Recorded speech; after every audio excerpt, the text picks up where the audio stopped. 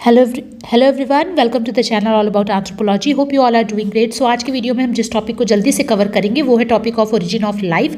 ये टॉपिक जो है बहुत ज़्यादा इंपॉर्टेंट है क्योंकि इस टॉपिक से क्वेश्चन आ रहे हैं सीयूईटी एग्जाम में और हो सकता है नेट के एग्जाम में भी पूछ लिया जाए कभी। ठीक है, तो बहुत ज़्यादा इंपॉर्टेंट है और बहुत आसान टॉपिक है। जल्दी से हम इसको डिस्कस करेंगे। वैसे मैं अगर बता दूँ कि अगर आपने मेरी लामार्किज्म की वीडियो देखी होगी तो वहाँ पर मैंने आपको थोड़ा सा इसका इंट्रो दिया था। मैंने आपको बताया था कि एवोल्यूशन की बात करने से पहले हम लोग पढ़ना कहाँ से शुरू करते हैं, हम लोग एवोल्यूशन की थ्योरी से पढ़ना शुरू करते हैं। लामार्क को पढ़ते हैं, डार्विन को पढ़ते हैं कि एवोल्यूशन कैसे हुआ लाइफ का। लेकिन हम ये बात ही नहीं करते कि लाइफ की ओरिजिन कैसे हुई। भाई पहले ये तो बताओ कि लाइफ कहाँ से आई, कहाँ से ये हम लोग ह्यूमन, ये इतने एनिमल्स, ये बर्ड्स, ये बैक्टीरिया, ये वायरस, ये सब कहाँ से आए।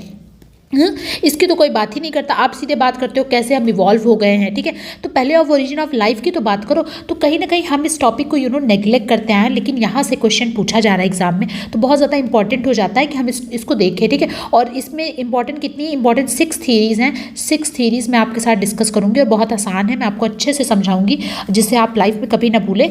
तो ध्यान से पूरी वीडियो देखिएगा और वीडियो अच्छी लगी तो आपको पता है आपको लाइक शेयर सब्सक्राइब करना है। तो चलिए देखिए, पहली जो थ्योरी है वो है special creation theory. Special creation theory, okay. देखिए इसकी कोई थ्योरी की ना वो नहीं है, सीक्वेंस नहीं है ऐसा, लेकिन मैं आपको ऐसे अपने हिसाब से सीक्वेंस से बता रही हूँ। क्योंकि देखिए स्पेशल क्रिएशन थ्योरी क्या है। स्पेशल क्रिएशन मतलब कोई स्पेशल बना रहा है। कौन स्पेशल है भाई? हमारे लिए भगवान जी हैं, वही बना सकते हैं इंसान को ना। यही थॉट मतलब जैसे आज भी लोगों के अंदर है और पहले भी, सबसे पहले लोगों के अंदर यही दिमाग में था कि जो लाइफ की ओरिजिन हुई है वो गॉड ने की है और गॉड ने ही पूरी सृष्टि रची है। आपको पता है कि जितने भी अलग अलग रिलीजन है सबके अपने अपने माइथोलॉजिकल बिलीव्स हैं और सबका अपना मानने का तरीका है। तो ये जो स्पेशल क्रिएशन थ्योरी इसको हिब्रू ने दिया और बाद में इस थ्योरी को सपोर्ट किया फादर सॉरेस ने। फादर सॉरेस और हिब्रू दो नाम आपको इसमें याद रखने इस थ्योरी के, अगर आपसे एग्जाम में पूछा गया तो ये दोनों ने एक थ्योरी दी और इन लोगों ने बताया, इन लोगों ने कहा कि गॉड ने, फादर सॉरेस ने इनफैक्ट कहा कि गॉड ने विदिन 6 डेज के अंदर ये पूरा यूनिवर्स बना दिया। ठीक है, ये पूरा यूनिवर्स बनाया विदिन 6 डेज के अंदर। आपको पता है कि जब तक साइंस नहीं डेवलप हुआ था, during before the period of Renaissance, before the period of enlightenment और रेनेसा के पीरियड से पहले जब तक लोग लॉजिकल थिंकिंग नहीं पूछते थे, रैशनली नहीं सोचते थे, तो वो हर चीज़ भगवान जी के ऊपर डाल देते थे ना, गॉड के ऊपर डाल देते कि हर चीज़ गॉड का किया हुआ है। जो चीज़ चर्च बोल देता था, नहीं ना, चर्च की जो भी बात होती थी लोग उसी पे विश्वास कर लेते थे। तो वही चीज़ हुआ कि फादर सॉरेस एक फादर थे चर्च में, इन्होंने कहा कि गॉड ने विदिन 6 डेज के अंदर पूरी पृथ्वी, पूरी सब कुछ बना दिया। और इसी को इन्होंने क्या कहा, यही क्या थी, स्पेशल क्रिएशन थ्योरी थी कि भगवान ने सब कुछ बनाया, हमको भगवान ने बनाया, ये पूरी सृष्टि भगवान ने बनाई। और यही सेम चीज़ अगर आप हिंदुइज्म में देखो तो ये माना जाता है कि ब्रह्मा भगवान जी ने, उनको क्या कहा जाता है, उनको कहा जाता है कि सृष्टि के रचयिता है ना। ब्रह्मा विष्णु महेश, एक रचयिता है, एक पालन करता और एक डिस्ट्रॉयर है। तो वही सेम चीज़ यहाँ पर कहा गया कि ब्रह्मा जी ने जो हमारी है सृष्टि रची है। और यही सेम बिलीव हर रिलीजन में था। कोई उसको मनु और श्रद्धा बोलता था पहले, कोई इसको एडम और ईव बोलता है, कोई इसको आदम और ईव बोलता है। तो हर रिलीजन में अपना यही था कि गॉड ने ये हमारी सृष्टि जो है इसको क्रिएट की है। ठीक है, सबसे पहले यही एक सबसे बड़ा बिलीव था जिस पे सब लोग विश्वास करते थे। ओके, लेकिन फिर उसके बाद क्या हुआ, उसके बाद फिर एंशिएंट और जो मेडिवल वेज आए और उसमें ये जब इनलाइटमेंट और थोड़ा बहुत साइंस का थोड़ा लोगों ने जाना कि लॉजिकली थोड़ा सोचने की कोशिश की, उन्होंने कहा कि नहीं ऐसा भी नहीं है, इसका कुछ मतलब इसको मतलब अलग तरीके से लॉजिकली सोचने की कोशिश की और नई थीरीज आई। अब वो और कौन सी थीरीज आई चलिए बताती हूँ आपको। सो देखिए, जो दूसरी थ्योरी आई वो थी theory of spontaneous generation.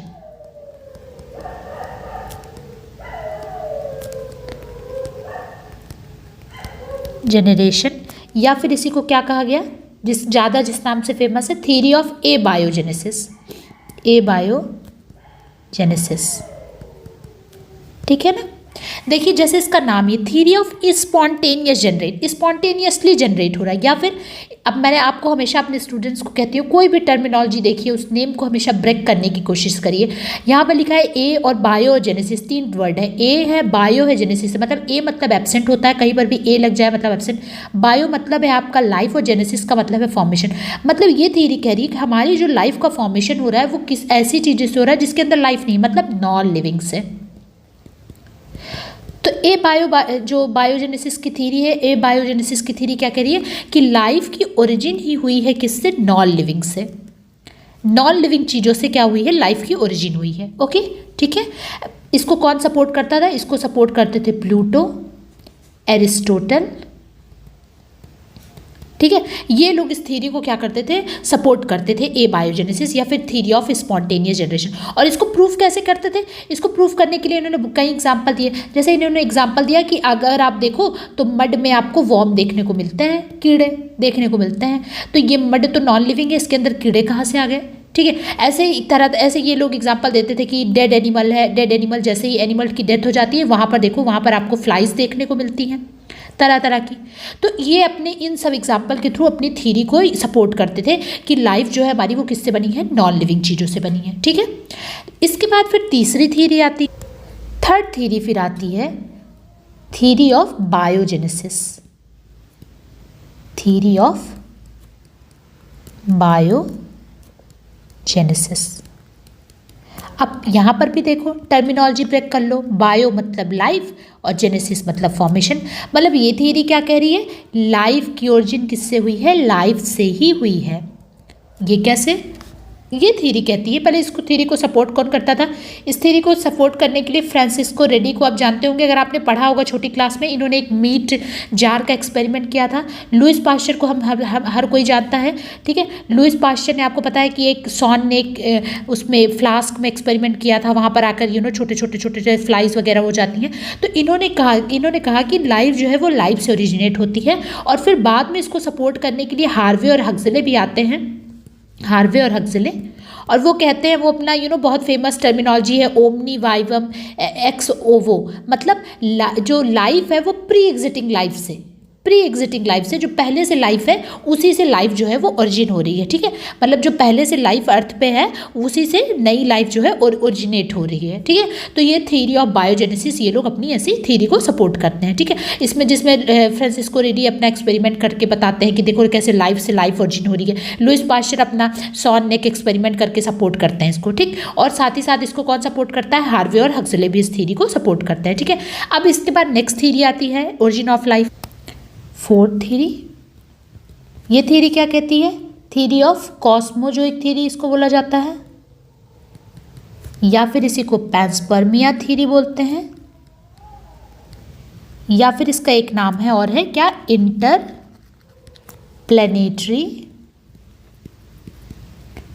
Theory, ठीक है।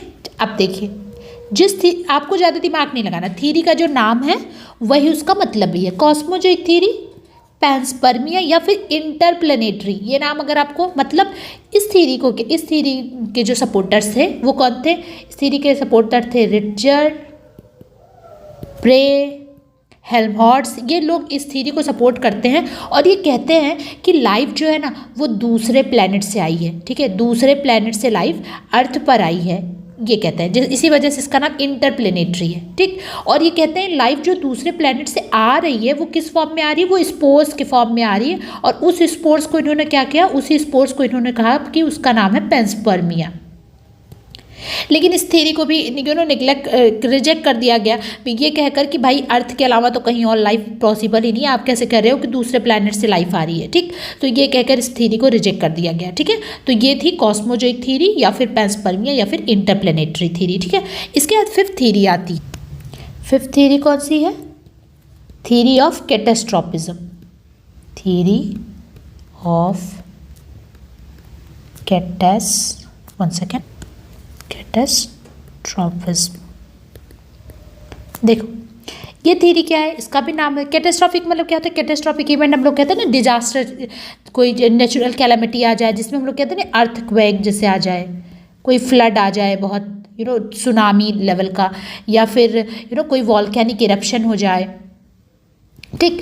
तो ये थ्योरी कहती है कि एक रेगुलर मतलब एक टाइम इंटरवल पर क्या होता है, अर्थक्वेक, वॉल्केनिक इरप्शन या फिर सुनामी या फिर इस टाइप की कोई नेचुरल कैलामिटी आती है बहुत बहुत एकदम अपने हाई मैग्नीट्यूड की, और उससे क्या होता है कि जो प्री एग्जिस्टिंग लाइफ है वो ख़त्म हो जाती है, और ये प्री एग्जिस्टिंग लाइफ का जो फॉसिलाइज फॉर्म होता है, इससे जो होता है न्यू लाइफ का फॉर्मेशन होता है।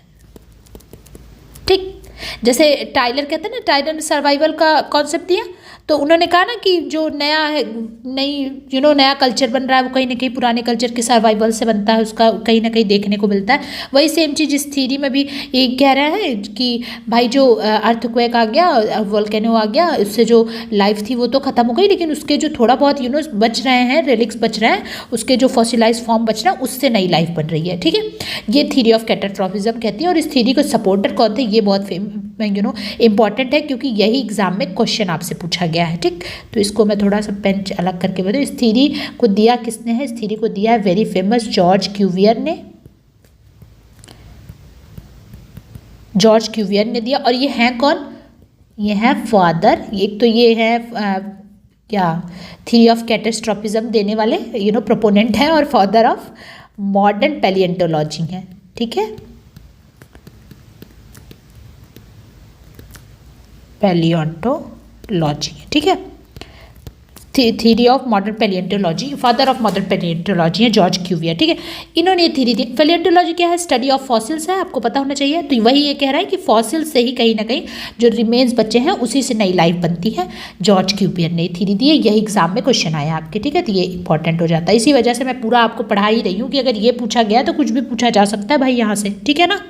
ठीक है, अब लास्ट थ्योरी आती है, बहुत इंपॉर्टेंट थ्योरी आती है, और जो पूरी थ्योरी एक्सप्लेन कर देगी कैसे ओरिजिन ऑफ लाइफ हुई है। ठीक है, तो चलिए वो समझते हैं। सो लास्ट थ्योरी है आपकी theory number 6, that is modern chemo synthetic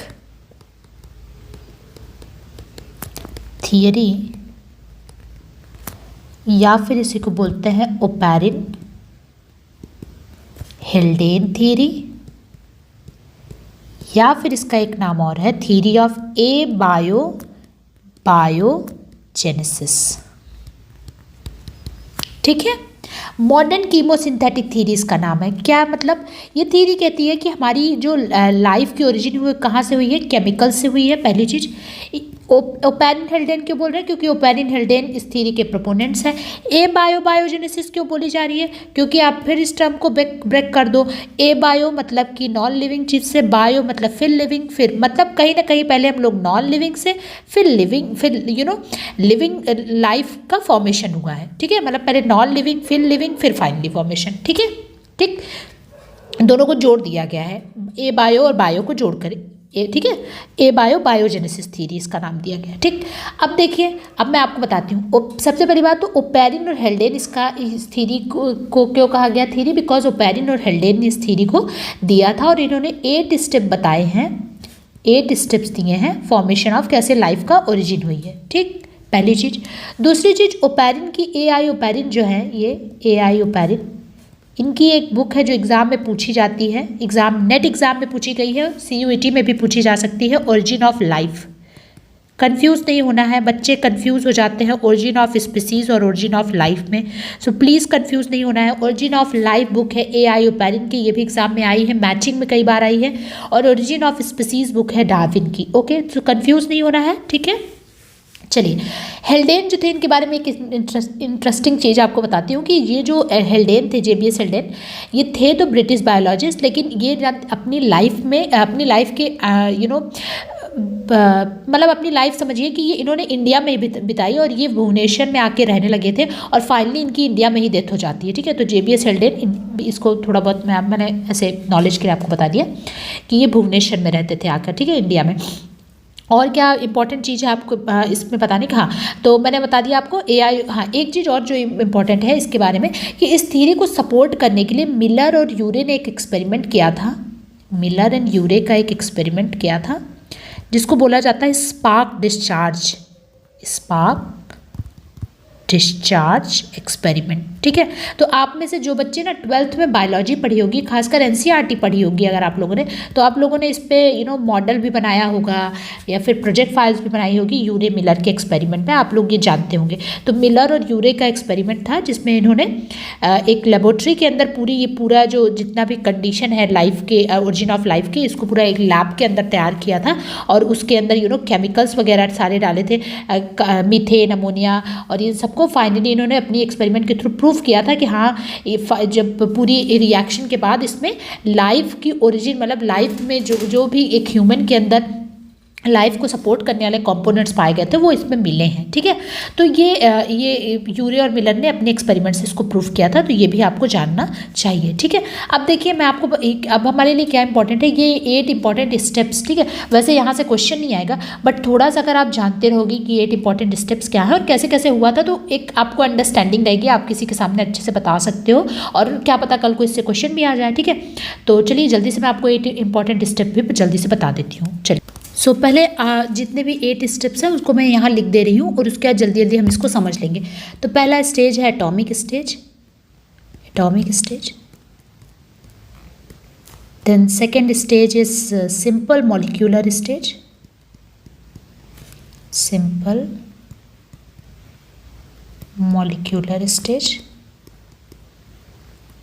यहाँ पर इनऑर्गेनिक कर ले। ठीक है, सिंपल इनऑर्गेनिक मॉलिक्यूलर स्टेज है। ठीक, उसके बाद third is simple organic molecular stage,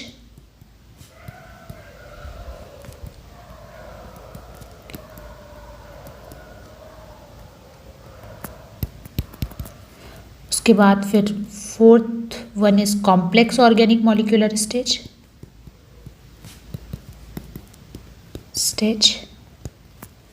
then fifth is origin of coicervates,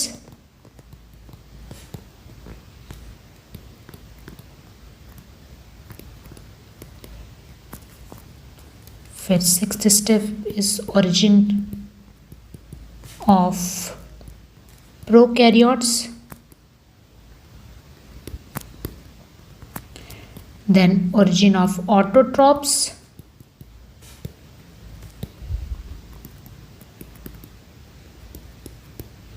and then last step is origin of eukaryotes. One second. Origin of eukaryotes. ठीक है, अब देखिए सब जल्दी जल्दी समझते हैं।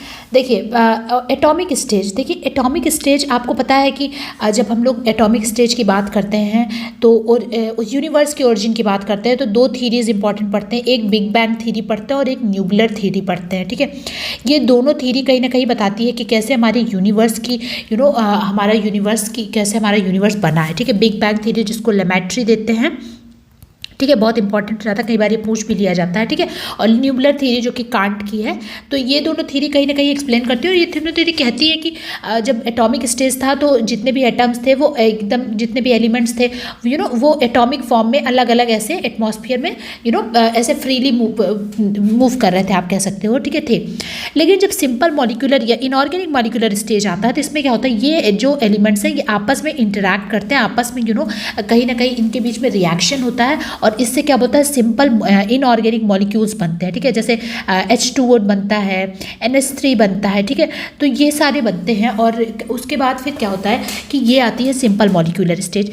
जब H2O बनता है, अगर आप देखो तो कहीं ना कहीं वाटर का फॉर्मेशन हो गया, कंडेंसेशन होगा और उसके बाद क्या होगा, जैसे मान लीजिए ये अर्थ है, अब ये अर्थ पे बड़े बड़े गड्ढे हैं और बारिश, अब इसके बाद रेन होगी, कंडेंसेशन के बाद रेन हुई और इसके अंदर पानी वाटर इसमें हो गया। ठीक है, अब जो वाटर इसमें हो गया तो ये जो NH3 है, ये जो H2O है, ये सब क्या करेंगे, ये सब आपस में रिएक्ट करना स्टार्ट किए और रिएक्ट करने के बाद आपको पता है कि क्या बना। इसके बाद देखिए जब ये सारे आपस में रिएक्ट किए तो नए नए तरह के ऑर्गेनिक कंपाउंड्स बनने स्टार्ट हुए। जैसे मैं आपको बताती हूँ, जैसे देखिए यहाँ पर,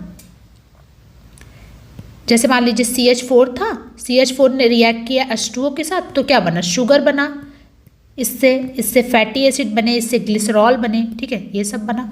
उसके बाद फिर अगर आप देखो तो CH4 methane plus water plus ammonia, ये सब मिलकर इन्होंने क्या बनाया, इन्होंने अमीनो एसिड बनाया। अब आपको पता है, मैंने आपको बताया है कि अमीनो एसिड क्या है। अमीनो एसिड यूनिट है किसकी, प्रोटीन की। हमारा प्रोटीन की स्मॉलेस्ट यूनिट क्या है, अमीनो एसिड है। हमारा प्रोटीन पे अमीनो एसिड से बना है। सो ऐसे क्या बनने हुए, ऐसे स्टार्ट हुए बनने सिंपल और ऑर्गेनिक मॉलिक्यूल्स बने, ठीक है, ये सब बना। अब क्या हुआ कि जैसे मैंने आपको बताया कि ये सब किसके अंदर हो रहे थे, ये सब हॉट वाटर के अंदर हो रहा था, जो कि आपके अर्थ के ये ओशियंस जो बने थे, ये सीज जो बने थे, उसके अंदर ये सब चीज़ें हो रही थी। तो हेल्डेन ने इसको क्या किया, हेल्डेन ने इसको क्या कहा, कई बार पूछते हैं कि हेल्डेन, JBS हेल्डेन ने इसको कहा था प्रीबायोटिक सूप, ठीक है। जो ये ओशन के अंदर इतने रिएक्शन हो गए, ये सब सारे जो सिंपल ऑर्गेनिक मॉलिक्यूल्स बन रहे थे, इसको प्रीबायोटिक सूप बोला था हेल्डेन ने, ठीक। तो ये भी ध्यान में रखिएगा, हो सकता है पूछ लिया जाए कभी, ठीक है। प्रीबायोटिक सूप बोला, ठीक। अब इसके बाद कॉम्प्लेक्स ऑर्गेनिक मॉलिक्यूलर स्टेज आती है। तो भाई शुगर बन गया है, अब शुगर प्लस शुगर मिल जाएगा, तो शुगर प्लस शुगर मिल गया मतलब पॉलीसेकेराइड्स बन गए। सेक्राइड का मतलब ही होता है शुगर, ठीक है। तो पॉलीसेक्राइड्स बनना स्टार्ट हुआ। ऐसे फैटी एसिड और प्लस ग्लिसरॉल मिल गया, ठीक है, ग्लिसरॉल मिला, तो इसकी वजह से क्या बनना हुआ, लिपिड स्टार्ट हुआ, ठीक है। ऐसे प्यूरिन बना, ऐसे पिरिमिडीन बना। जब ये सब चीज़ें बनी तो उसके बाद क्या हुआ कि कहीं ना कहीं जब तो कहीं ना कहीं जो लाइफ को सपोर्ट करने वाली सबसे पहला एलिमेंट बना, वो क्या था, RNA बना, ठीक है। नाइट्रोजनस बेस एसिड बनने लगे, तो RNA बना सबसे पहली बार, ठीक है। उसके बाद क्या हुआ कि ये सारी चीज़ें कहीं ना कहीं, ये जो प्रोटीन थे, ये आपस में एक्यूमुलेट, आपस में कंडेंसेशन इनका स्टार्ट हुआ, और उसकी वजह से क्या हुआ, उनका कोइसरवेटाइजेशन इसको बोलते हैं, होना शुरू हुआ। और उसकी वजह से सबसे पहली बार एक ऐसी चीज़ बनी जिसमें कहीं ना कहीं लाइफ के कुछ एलिमेंट्स पाए गए, और उसको क्या कहा गया, उसको कहा गया प्रोबायोन्ट्स, ओके। प्रोबायोन्ट्स बने, ठीक। अब ये जो प्रोबायोन्ट्स थे, इनके अंदर बाद में और इनके अंदर चेंजेस आए और ये डेवलप हुए, और फाइनली फिर क्या बना, इयोबायोन्ट्स बना, ठीक है। इयोबायोन्ट्स बने। तो कहा जाता है कि ये जो इयोबायोन्ट्स थे, ये इनके अंदर क्या था, ये ऐसे न्यूक्लियोप्रोटीन थे जो कि सेल्फ डुप्लीकेटिंग थे, सेल्फ डुप्लीकेट हो सकते थे। इनके अंदर म्यूटेशन की प्रोसेस होती थी, ठीक है। तो ये माना जाता है कि लाइफ की ओरिजिन कहीं ना कहीं प्री कैम्बियन एरा में, मतलब लगभग 3.5 बिलियन ईयर एगो लाइफ की ओरिजिन हुई थी। और ये कौन थे, वो यही थे, virus like heterotrophic anaerobic organism थे, ठीक है, जिनका क्या था, एक न्यूक्लियो प्रोटीन से बना स्ट्रक्चर था, जिनको क्या कहा गया, इनको इयोबायोन्ट्स कहा गया, ठीक। अब इयोबायोन्ट्स जब बन गए, तो इयोबायोन्ट्स बनने के बाद उसके बाद आपको पता है कि उसके बाद प्रोकैरियोटिक ओपेरिन के अकॉर्डिंग जो कोइसरवेट्स थे, जिनमें न्यूक्लियो प्रोटीन था, ये पहले सेलुलर ऑर्गेनिज्म बने, और बाद में यही जो है आगे चल के और मॉडिफाई होकर प्रेजेंट डे के क्या बनाते हैं, हमारे बैक्टीरियाज बनाते हैं, ओके। अब ये जो प्रेजेंट डे के बैक्टीरिया थे, आपको बताया कि ये जैसे मान लीजिए ये ओशन है, अब इसके अंदर प्रेजेंट उस टाइम के बैक्टीरियाज थे। अब आपको पता है कि ओशन के अंदर बहुत ढेर सारे केमिकल हैं, तो इसी केमिकल के थ्रू ये अपने क्या करते थे, फूड बनाते थे। मतलब फूड इनका किससे बन रहा है, कीमोसिंथेसिस से बन रहा है। और यहाँ पर सन की रेज आ रही है, मतलब अपना फूड किससे बना रहे हैं, फोटोसिंथेसिस से फूड बना रहे हैं। तो मान लीजिए इसके अंदर ब्लू ग्रीन एल्गी थी कोई, ठीक है, ब्लू ग्रीन एल्गी थी, जिसको क्या नाम है इसका, साइनोबैक्टीरिया भी बोलते हैं। साइनो, सही लिख रही हूँ ना मैं, CYANO, साइनोबैक्टीरिया भी थे, जो भी है, ठीक है। तो ये जो साइनोबैक्टीरिया या फिर ब्लू ग्रीन एल्गी थे, ये फोटोसिंथेसिस से अपना फूड बनाते थे। तो कहीं ना कहीं इससे क्या हुआ, इससे स्टार्ट हुआ क्या, ऑटोट्रॉपिज्म का कॉन्सेप्ट स्टार्ट हुआ, ठीक है। ये लोग अपना खुद खाना बनाना शुरू किए, ऑटोट्रॉपिज्म। और फिर यही ऑटोट्रॉपिज्म जो है, जब ऑटोट्रॉपिज्म हुआ तो इस वजह से फोटोसिंथेसिस की प्रोसेस हो रही है, ऑटोट्रॉपिक तरीके से खाना बन रहा है। तो इस वजह से क्या हो रहा है, इस वजह से O2 ऑक्सीजन का क्या होगा, फ्री ऑक्सीजन एटमॉस्फेयर में पाया जाने लगा, फ्री एटमॉस्फेयर। इसको क्या बोला गया, इसको बोला गया ऑक्सीजन रेवोल्यूशन बोला गया, ठीक है। ऑक्सीजन रेवोल्यूशन हुआ, कहीं ना कहीं जो है ऑक्सीजन एटमॉस्फेयर में पाई गई, और इस वजह से और इस वजह से देखिए जो ऑक्सीजन का लिबरेशन होने के कारण ये जो प्रोकैरियोटिक बॉडीज़ थी इनके अंदर कहीं ना कहीं और चेंजेस आए, इनके अंदर और स्पेशलाइजेशन हुई, इनके न्यूक्लियस के अंदर और स्पेशलाइज ऑर्गेनल्स बने, माइट्रोकॉन्ड्रिया बना, न्यूक्लियस बना और कहीं ना कहीं यूकैरियोटिक लाइफ फॉर्म्स आए। ठीक, और फिर क्योंकि जैसा मैंने आपसे बताया कि O2 का कहीं ना कहीं ऑक्सीजन का जो ये मैं आपसे बता रही हूँ कि फ्री ऑक्सीजन एटमॉस्फेयर में पाई जाने लगी, इस वजह से ओजोन लेयर का फॉर्मेशन हुई। और ओजोन लेयर के फॉर्मेशन से क्या हुआ कि जो स्पीसीज थे वो कहीं ना कहीं माइग्रेट होना स्टार्ट हुई। तो स्पीसीज जो ये सी के अंदर रहती थी यहाँ से निकलकर ये माइग्रेट होना स्टार्ट हुई। ठीक है, और ऐसे लाइफ की ओरिजिन हुई। ठीक, तो ये पूरा कॉन्सेप्ट था, ये जो 8 स्टेप में आपको समझाया गया कि कैसे कैसे मॉलिक्यूल से हम लोग एटॉमिक स्टेज से होते होते फाइनली आज जो प्रेजेंट है आप ह्यूमन देख रहे हो, या फिर कैसे हम लोग सी से माइग्रेट हुए, कैसे ऑक्सीजन का लिबरेशन हुआ, सारी प्रोसेस आपको बताएगी। ठीक, इसी चीज़ को यूरे और मिलर ने अपने किसमें अपने ये जैसे मैंने आपको बताया कि यूरे और मिलर ने अपने स्पार्क डिस्चार्ज ये जो एक्सपेरिमेंट किया था उसमें समझाया। ठीक है, तो ये पूरे 8 स्टेप थे, ये पूरी थीरीज थी। एक बार मैं आपके साथ इसको फिर से रिवाइज कर देती हूँ। तो चलिए, सबसे पहले मैंने आपको बताया कि स्पेशल क्रिएशन थ्योरी आई कि कहा गया कि हर चीज़ गॉड ने विद इन 6 डे, फादर सॉरेस और हिब्रू ने, और ऐसे ही चर्च और ब्रह्मा जी ने, हिंदू जो माइथोलॉजी उसमें बताया गया, अलग अलग हर रिलीजन में अपने ऐसे ही बातें हैं। ठीक है, उसके बाद थ्योरी ऑफ एबायोजेनेसिस आती है कि हमारी लाइफ जो है नॉन लिविंग चीज़ों से बनी हुई है। प्लूटो और अरस्तु इन लोग ने इसको सपोर्ट किया और अपने अपने एग्जाम्पल दिए। उसके बाद फिर थ्योरी ऑफ बायोजेनेसिस आती है, इसको फ्रांसिस्को रेडी और लुइस पास्चर ने, इन्होंने कहा कि नहीं, लाइफ की ओरिजिन प्री एक्जिस्टिंग लाइफ से हुई है और अपने एग्जांपल्स दिए। फिर कॉस्मोजोइक पैंसपर्मिया, फिर इंटरप्लेनेटरी थ्योरी आई, इन्होंने कहा कि लाइफ जो है वो दूसरे प्लैनेट से स्पोर्स के फॉर्म में आई, जिसको पैंसपर्मिया इन्होंने कहा। उसके बाद फिर कैटास्ट्रॉफिक थ्योरी आई, जिसमें कहा गया कि अर्थक्वेक और वॉल्केनो के कारण लाइफ की ओरिजिन हुई है, फॉसिलाइज फॉर्म में जो फॉसिल्स थे वही फिर से नई लाइफ की ओरिजिन उनसे होती है। और इसको सपोर्ट किया जॉर्ज क्यूवियर ने, जो कि फादर ऑफ मॉडर्न पैलेंटियोलॉजी हैं। और उसके बाद फाइनली आती है मॉडर्न की कीमोसिंथेटिक थ्योरी, जिसको ओपेरिन और हेल्डेन ने दिया। इसको बायोजेनेसिस थ्योरी कही, जिसमें 8 स्टेप में बताया गया कैसे लाइफ की फॉर्मेशन होती। तो ये पूरी थ्योरीज थी ओरिजिन ऑफ लाइफ की या फिर बायोपोइसिस की। तो ये बहुत इंपॉर्टेंट है, आप लोग प्लीज़ इसको अच्छे से वीडियो देखिएगा, इसको नोट कर लीजिएगा कहीं पे शॉर्ट नोट जैसा बना के कि किसने थ्योरी दी है और उस थ्योरी में क्या है, ये तो आपके दिमाग में आई होप अच्छे से सेट हो गया होगा मैंने, और किसने थी, कौन सी थ्योरी और किसने दी है। ठीक है, इतना ज़रूर याद रहे आपको। ठीक, और अगर वीडियो अच्छी लगी हो तो आपको पता है आपको लाइक करना है, शेयर करना है और चैनल को सब्सक्राइब करना है। Thank you for watching, God bless you all.